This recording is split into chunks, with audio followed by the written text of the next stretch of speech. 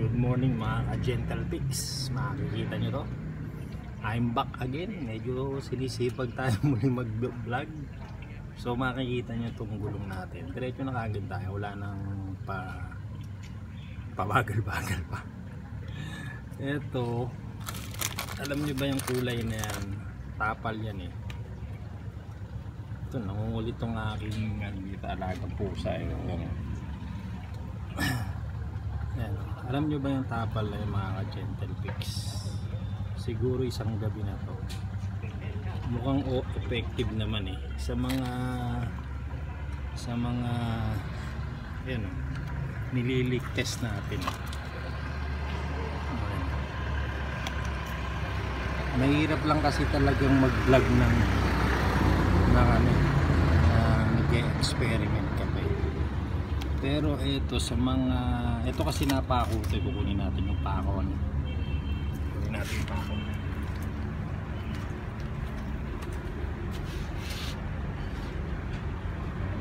Naitapon ko na pala. Naitapon na pala natin mga ka-gentle pigs yung pako niya, no? Screwdriver to. Screw na may thread. So after 3 days sumisingaw siya. So ang nangyari kasi itong pinapal ko to, kung alam nyo ba kung ano to,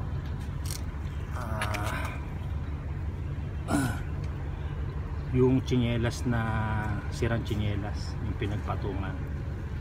So ngayon ang ating sinecheck ngayon kung effective ba. Lagyan natin ng sabon. Dalawang gabi na to eh. Ayan o, dalawang gabi na.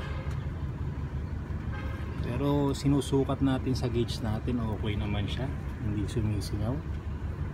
Ang kagandahan nito mga ka-gentle pigs, kahit nakakabit yung gulong, itutusok nyo lang ng maliit lang na precision screw.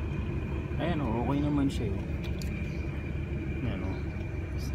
Sa mga nagtitipid pa at wala pang pambili ng gulong, subukan nyo to, tsinelas lang, lumang tsinelas. Baon nyo lang yan dyan, diskarte nyo na lang, yung sakto lang. Kasi yung ibang mga pinang tutusok dito makapal, kaya lalo na bubutas. Yung first time ko itong sinubukan. Ayan o, lumang tsinelas lang yan mga ka-gentle pigs. Wala namang tagas o. Walang leak, okay na okay siya. Ayan o, siubo ko rin to sa basketball na, pang basketball na bola. Okay naman eh. Obserbahan pa natin ulit, no? Kasi naiktakbo ko na siya ng mga 100 meters. Ay, at least experiment tayo. Ayan, sayang din kasi oh. Hindi naman nawawala yung hangin eh. Okay naman siya. Yan. Yung tsinelas ko kulay na nilagay dito, kulay dilaw pa. Kulay dilaw yan eh.